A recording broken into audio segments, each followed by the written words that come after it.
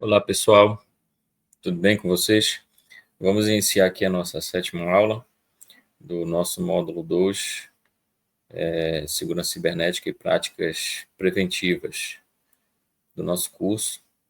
Tá? O que vocês já viram anteriormente foi uma introdução, um overview sobre o que a gente vai ver agora. Nós vamos iniciar agora um pouco mais de aprofundamento, mas somente demonstrações. A gente vai dar noções para vocês de como nós vamos iniciar, tá, essa parte da segurança cibernética na prática preventiva com relação à parte da segurança de sistemas públicos e de senhas seguras, ok? Então, para início de conversa, eu vou demonstrar para vocês aqui um pouquinho sobre essas práticas, no caso, que todo servidor público deve começar a adotar para que ele possa estar, com isso, protegendo seus dados e garantindo alguns direitos. Então, o que a gente vai ver hoje, na verdade, é um tema fundamental que está ligado na raiz de quase todos os incidentes de segurança, que é relacionado à proteção de sistemas públicos e o uso de senhas seguras. Provavelmente você já começou a pensar sobre a senha que você utiliza ou qual tipo de, quanto tempo você já utiliza. A gente vai chegar lá, ok? Bom, falando sobre isso, nós vamos dar sequência aqui. Deixa eu abrir a tela para vocês aqui, um pouco melhor. A gente tem aqui sobre alguns sistemas públicos como infraestrutura crítica. Bom, nesse quesito aqui, eu precisaria que vocês pensassem um pouco mais na administração pública como um organismo que sustenta serviços essenciais à vida do cidadão. A gente sabe que, como o Estado, a administração pública, na verdade, faz a gerência de vários serviços essenciais para a sociedade, a gente precisa, na verdade, ter consciência de que alguns sistemas e algumas bases de dados e algumas informações, elas precisam estar muito bem preservadas. Você já parou para pensar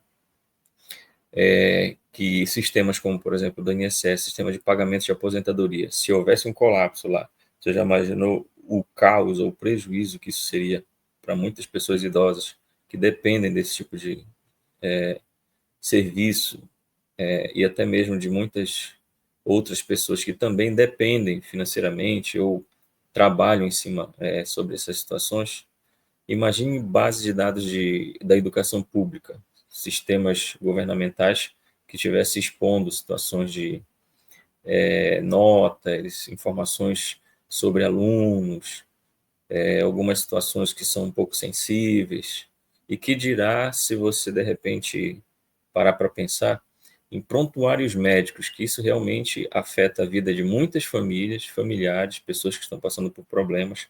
Se essas informações, como informações críticas, vazassem ou tivessem justamente à disposição de qualquer um, seria realmente um caos, um dano quase que irreversível para muitas pessoas.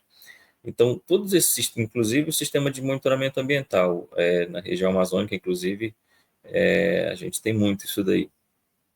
Então, imagina uma falha ou invasão em algum desses sistemas, a paralisação desse serviço, tudo isso poderia ficar comprometido e até abalado. E a confiança da população ou do Estado também ficaria um pouco deteriorada. Então, isso a gente precisa tomar ciência de que a gravidade de utilização desses dados e a segurança dessas infraestruturas devem ser resguardadas pelo Estado. Agora, vamos descer um pouco mais falar um pouco mais da nossa região. Quando a gente fala sobre essa segurança, essa visão global sobre justamente essa segurança digital, e a gente fala do momento atual, do tema que tem permeado um pouco a nossa vida aqui, que é justamente a COP30. Então, nesse viés aqui, nesse andar da carruagem, nós estamos em vias de celebrar ou de sediar, né, a COP30 no estado do Pará. E a visibilidade desse evento é global.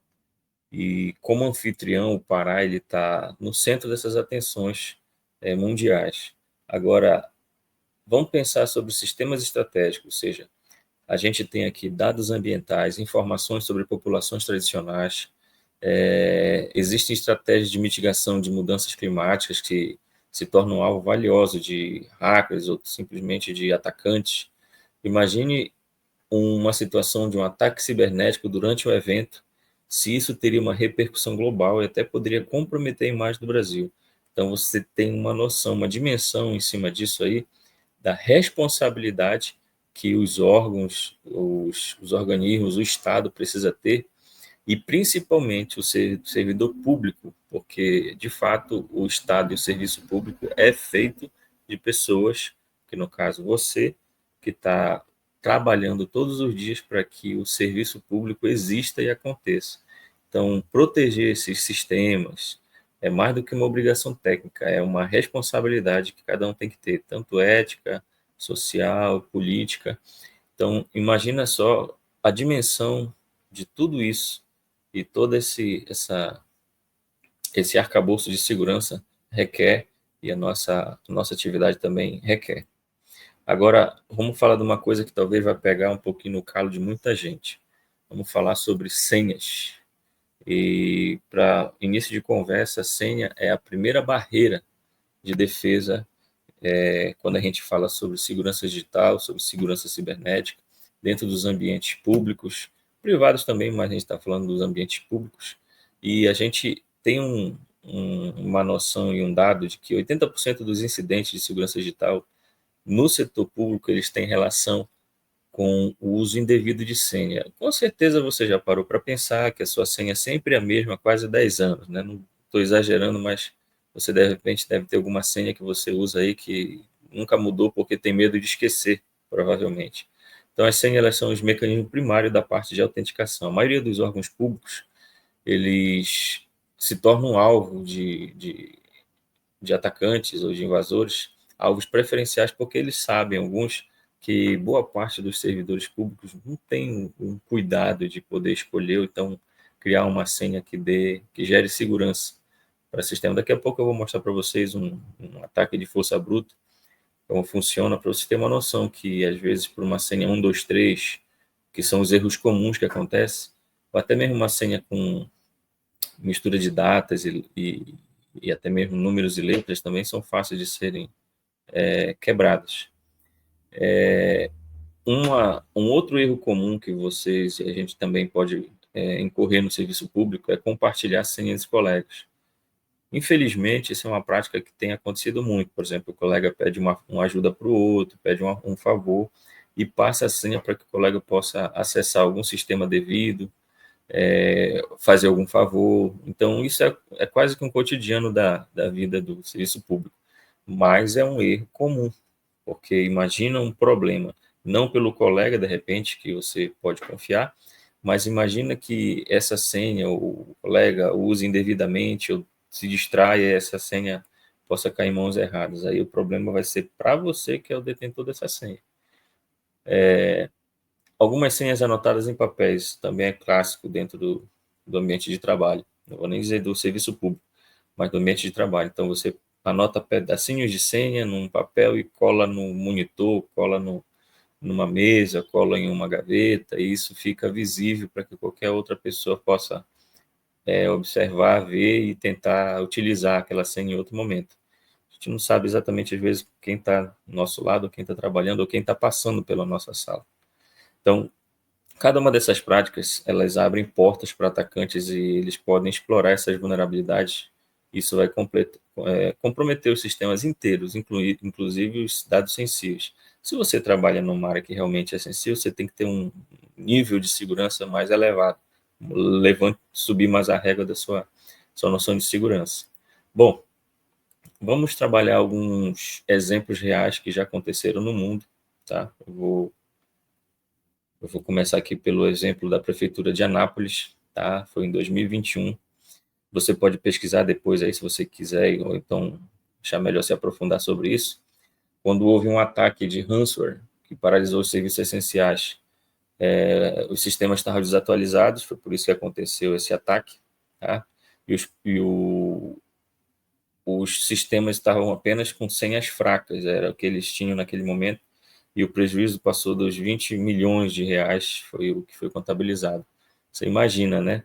Por conta justamente da falta de atualização de sistemas e por conta da política, da adoção de política de senhas fracas, eles acabaram tendo um prejuízo gigantesco. Infelizmente, é a população que paga esse valor, porque o serviço público, na verdade, é custeado por todos os cidadãos.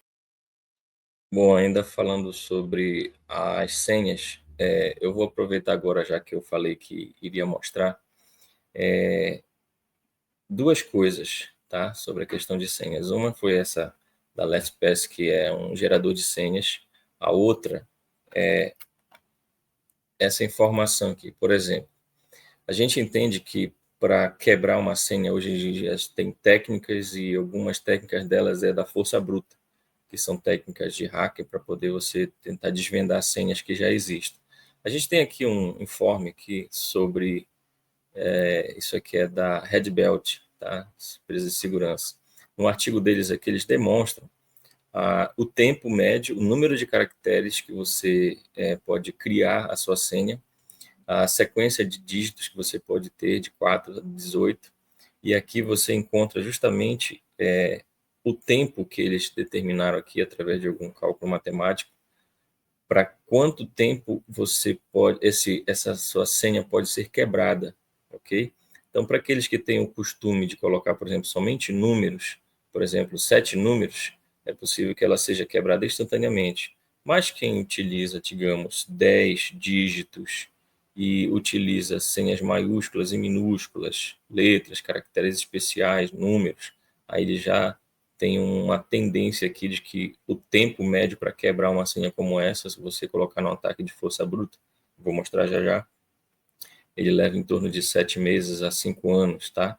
E assim você tem outras classificações aqui. Um ataque de força bruta, normalmente, é uma técnica hacker que é utilizada através de um word list, ou seja, uma lista de palavras, e quando aplicada sobre uma determinada senha para tentar desvendar ela pode facilmente, dependendo do nível que eu acabei de demonstrar, ser encontrada essa senha. Então, por exemplo, quando um atacante começa a tentar desvendar a senha, ele roda um script, roda um ataque de força bruta, e esse ataque fica rodando até desvendar as senhas possíveis de um determinado local, um determinado alvo. Então, quando isso aqui acontece, esse tempo aqui de desvendar, ou então de tentar adivinhar a senha com a combinações de letras e números, ele acaba tendo algum retorno. Então, você pode encontrar um pouco mais sobre isso na internet, pesquisar sobre isso, caso você tenha interesse, ok? Bom, voltando ao assunto, a nossa assunto, vamos seguir agora com o nosso conteúdo, ok? Então, um outro exemplo que já vai a nível global é justamente o exemplo da Estônia. Para quem não sabe, ou se quiser dar uma pesquisada aí, a Estônia ele é o país mais digital do mundo, tá? Você pode dar uma pesquisada depois aí, se interar mais, mas ele sofreu um ataque massivo nos sistemas governamentais dele em 2007, e como resposta eles iniciaram, né, uma medida de segurança, ou seja, mitigações, e iniciaram uma política robusta de autenticação digital, e hoje eles são referência no mundo. É o país com mais de 2.500 serviços online disponibilizados a seus cidadãos. Você pode dar uma pesquisada aí, você vai ver mais coisas a respeito. Bom, agora falando um pouquinho do terceiro exemplo que a gente tem aqui como casos reais, para você ter uma noção. Isso aqui tudo é para você ter uma noção de como essas situações são graves, tá? Às vezes é chato, é enjoado falar de segurança, mas você tem que ter uma noção que isso aqui tudo são questões necessárias. Uma hora pode ser você que incorra nessas falhas e cause um prejuízo danado, tremendo aí na sua vida, na instituição. Isso é complicado, não quero isso para ninguém. O risco, no caso, vamos falar sobre a copy. Na verdade, não é uma falha, mas é uma possível falha, né, se isso acontecer. o evento que vai acontecer, ele tem dimensão internacional. Então, já pensou se hackers tentam desestabilizar os serviços básicos, como a própria internet, né? O acesso a serviços públicos, o acesso às informações, acesso à própria internet. Eles imaginam que, de repente, podem comprometer serviços públicos simples, que a população depende, nesse dia ou nessa época, de repente, se for comprometido, imagine a imagem para a região, como isso vai, de repente, vai abalar. Tudo por conta de repente, você não se preparar ou não estar pronto para poder, de repente, receber, não somente receber um evento desse porte, mas também ter a segurança necessária no ambiente cibernético, ok? Bom, para a gente seguir com umas estratégias de senha segura, já que a gente falou bastante sobre isso, vamos entender um pouquinho. É importante que a sua senha tenha um certo grau de complexidade, normalmente de 12 caracteres, combinando letras e números, maiúsculos, minúsculos, algum caractere especial, se for o caso, ajuda também. A ideia também é não reutilizar, no caso, senhas próprias ou senhas que você já está utilizando em outros sistemas. Quando eu digo próprias, é aquela senha que, na verdade, você utiliza em todos os sistemas ou tenta reutilizar a mesma para utilizar em banco A, banco B, banco C. No caso, o sistema 1, o sistema 2 do seu trabalho, o sistema 3, a mesma senha. Então, para você ter uma ideia, você não utiliza a mesma chave que abre a sua casa no seu carro e vice-versa, ok? Por aí você tem uma noção de que não é a mesma coisa, muito menos a chave da sua sala de trabalho. Então, importante também você manter uma trocas periódicas. A gente quase nunca tem esse costume. Provavelmente você deve ter uma senha aí, como eu falei agora há pouco, de 10 anos aí que você nunca quer trocar por medo de se complicar e esquecer, tá? Mas não se preocupe não, é bom ter essa prática de trocar as senhas bota aí uns 90 dias, 30 dias, dependendo do grau de sensibilidade do seu serviço, tá? Agora, existem uns gerenciadores de senhas que eles também podem te ajudar a criar senhas fortes. Eu vou dar uma, uma verificada para te mostrar aqui, alguns deles aqui, e você ter uma noção só, tá? Deixa eu mostrar aqui para você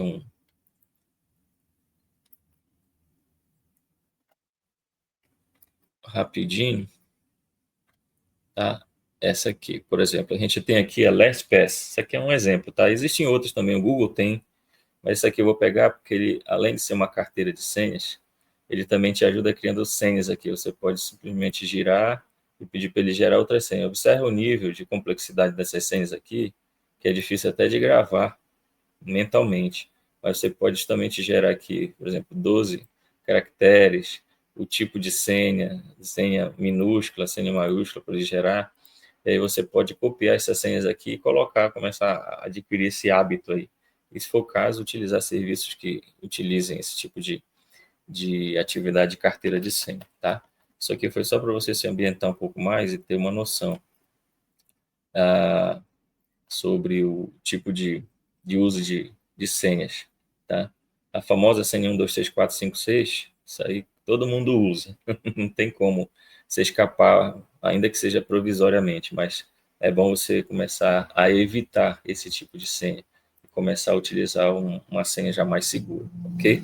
Bom, seguindo aqui, a gente vai passar um pouco mais adiante, entender um pouquinho sobre senha de autenticação de multifator. Bom, aqui é o seguinte, normalmente a gente está acostumado a colocar a nossa senha, que é uma credencial que a gente utiliza, tá?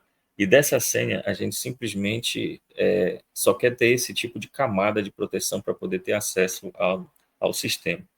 O autenticador de multifator, ele normalmente considera 2 ou mais fatores para você começar a ter acesso a um sistema determinado. Por exemplo, hoje em dia, se você acessa seu e-mail, você vai lá, coloca o seu e-mail, né, Antônio, arroba, alguma coisa, e bota a senha lá, né, 03456, alguma coisa, e pronto, entrou.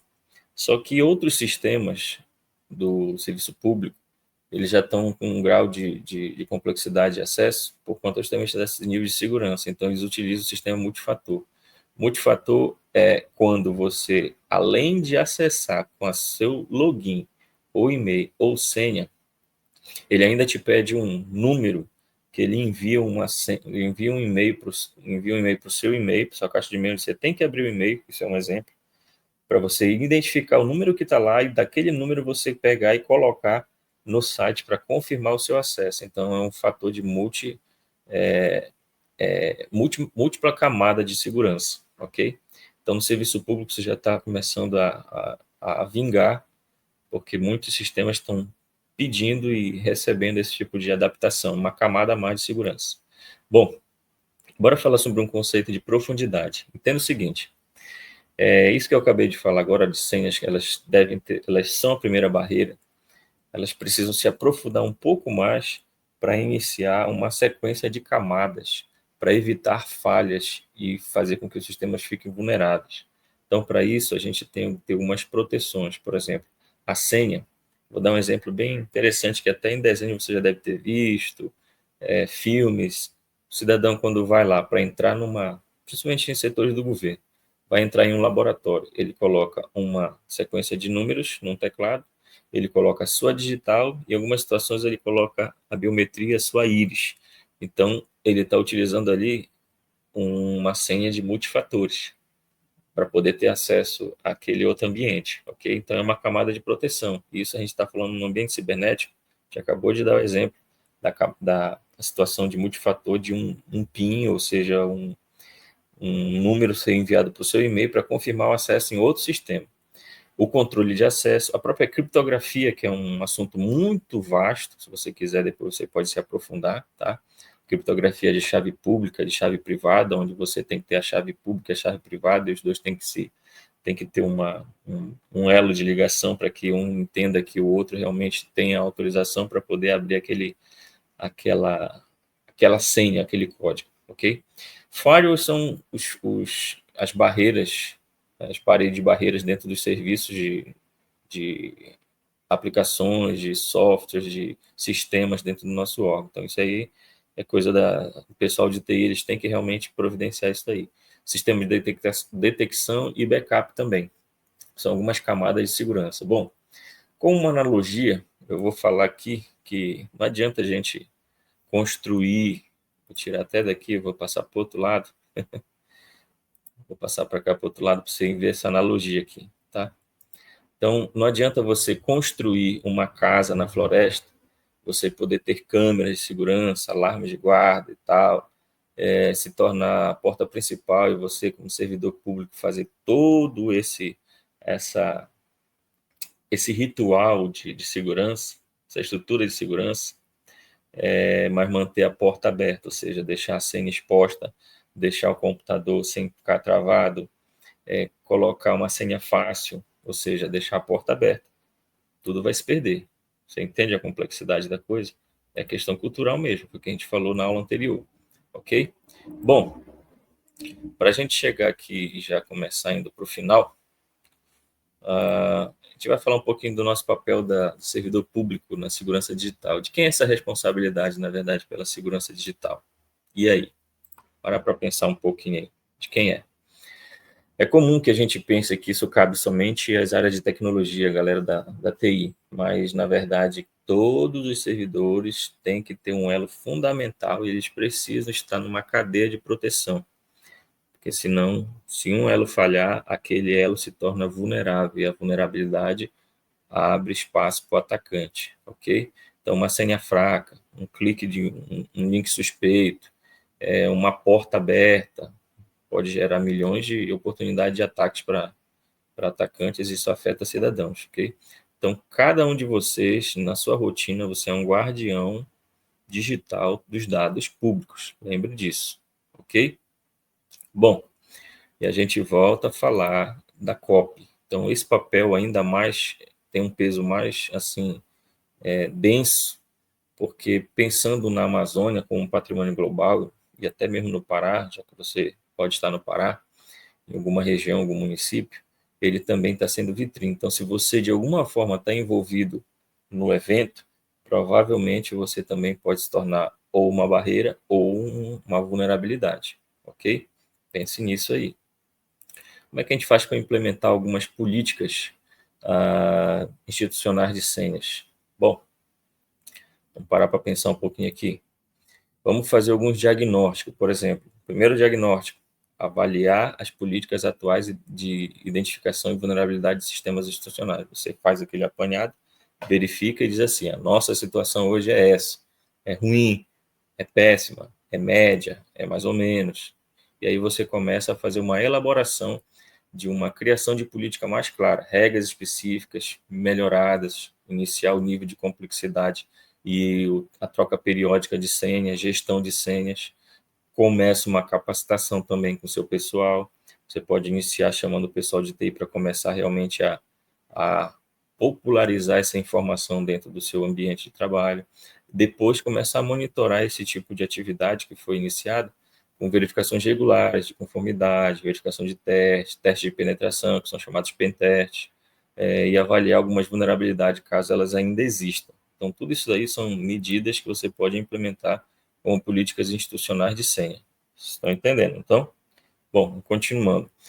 Uma coisa importante é que as políticas elas são muito rígidas, elas podem até assim, levar a comportamentos inseguros, como anotar senhas em papéis, só que o equilíbrio entre a segurança e a usabilidade ela é fundamental. Você tem que se acostumar a ser seguro. É a mesma prática que você tem quando vai atravessar a rua. Você olha para os dois lados, você tem uma sensação de segurança. Você não simplesmente, se você simplesmente atravessa a rua, você no meio do caminho vai dizer, opa, não olhei, estou com um problema aqui, de repente alguém pode me pegar, me bater. Ok? Então vamos continuar para a gente poder fechar. Vamos falar sobre o futuro da autenticação. Existem algumas tendências no serviço público, principalmente algumas devem ter passado por você ou você já deve ter visto no seu setor ou na mídia, que é a identidade unificada para cidadãos, certo? A tentativa de alguns órgãos públicos de unificar números, carteiras e tal, e algumas a situação de você também coletar, o serviço público coletar as biometrias facial, impressão do cidadão para poder ter esses dados, tá? Então, tudo isso aí é uma escala futura que está começando a acontecer já, de segurança da informação e a segurança, no caso de dados do cidadão, feito pelos órgãos públicos. Então, uma análise comportamental que a gente faz aí é que essas tecnologias estão cada vez mais sensíveis e elas com certeza vão ser consideradas nos planos de modernização do serviço público, muito em breve. Então, para a gente refletir e finalizar, tem uma frase aqui que a gente pode, uma pergunta que a gente pode levar em consideração, que é: se a senha é a chave da sua porta digital, você deixaria ela debaixo do tapete? Ainda tem pessoas que deixam a chave debaixo do tapete, encostada na janela, em algum lugar que normalmente só quem sabe é os proprietários da casa, né? Mas aí, você ainda confia hoje em dia em fazer esse tipo de coisa? Complicado, né? Deixar essas daí para vocês pensarem um pouquinho. Agora vamos pensar aqui numa conclusão e dar uma revisada no nosso conteúdo. A ideia aqui é que você tenha uma responsabilidade coletiva e que, se você chegou até aqui, você com certeza deve entender que precisa ter uma consciência individual, ou seja, cada servidor ele deve perceber o seu comportamento digital, que isso que ele faz no dia a dia tem um impacto coletivo. Se um de nós, se um de vocês falhar, todos podem pagar o preço, ou uma boa parte do todo. Então, trabalhar essa prática diária, adotar essas seguranças, essas medidas de segurança, no início é ruim, é chato, é enjoado, mas depois você vai acostumando com o tempo, e a ideia é justamente que você realmente internalize isso e aplique, porque quando as políticas institucionais vêm de cima, normalmente elas vêm com um pouco mais de dor, é difícil, a gente fica chateado, mas quando vem da gente para começar a espalhar horizontalmente entre todos os colegas, normalmente aquilo contagia, certo? Então, é bom que a gente pare para pensar um pouquinho que o serviço público ele realmente precisa seguir uma tônica de modernidade e adotar essas medidas como senha segura, seguir essas boas práticas e cobrar também políticas institucionais, cobrar da chefia, cobrar dos órgãos aí, é um dever de todos nós, defender justamente os caminhos que nos levam a ser melhores cidadãos, a ser melhores pessoas e a preservar também os nossos dados pessoais e dados públicos, ok? A gente se encontra na próxima aula. Até lá, pessoal.